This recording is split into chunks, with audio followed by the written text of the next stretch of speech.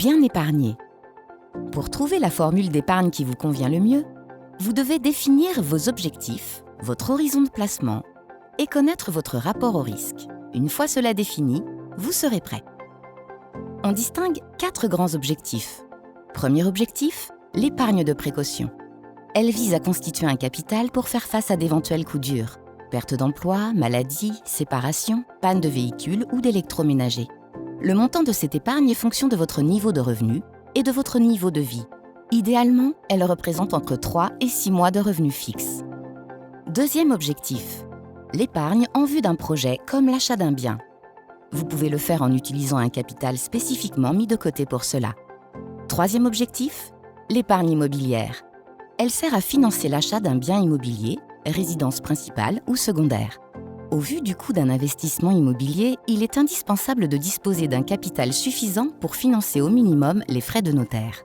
Vous réduirez d'autant plus la part du crédit immobilier que votre épargne préalable sera grande. Quatrième objectif, la préparation de sa retraite. Vous pouvez investir sur des produits d'épargne retraite individuelle, quelle que soit votre situation professionnelle, ou bien dans des produits d'épargne salariale si vous êtes concerné. Quels horizons de placement ? L'horizon de placement est le délai dont vous disposez pour épargner et réaliser vos objectifs. En fonction de ce délai, l'épargne constituée est placée sur des supports financiers spécifiques. On parle alors d'horizon. À court terme, moins de 3 ans, une épargne peu risquée, disponible et au capital garanti. C'est le cas des livrets bancaires, des comptes à terme et des placements monétaires. À moyen terme, de 3 à 8 ans, une épargne plus rémunératrice que sur le court terme, mais souvent moins liquide. C'est le cas de l'épargne logement, des fonds diversifiés et de l'assurance vie. À long terme, plus de 8 ans, une épargne investie dans des produits plus risqués et souvent plus rémunératrice.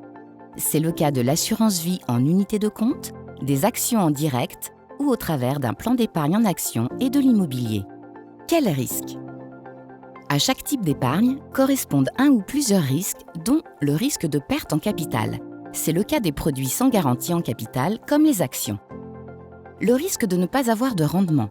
C'est le cas parfois des fonds à formule dont la performance à l'échéance est calculée en fonction de l'évolution d'indices boursiers. Le risque de liquidité, c'est le cas des produits qui peuvent avoir un bon rendement, mais qui sont difficiles à revendre. Quelques règles à retenir. Définissez vos objectifs d'épargne. Fixez votre horizon de placement, court, moyen, long terme. Prévoyez une épargne de précaution. Prenez connaissance de votre rapport au risque. Ajustez régulièrement votre épargne en fonction de votre situation.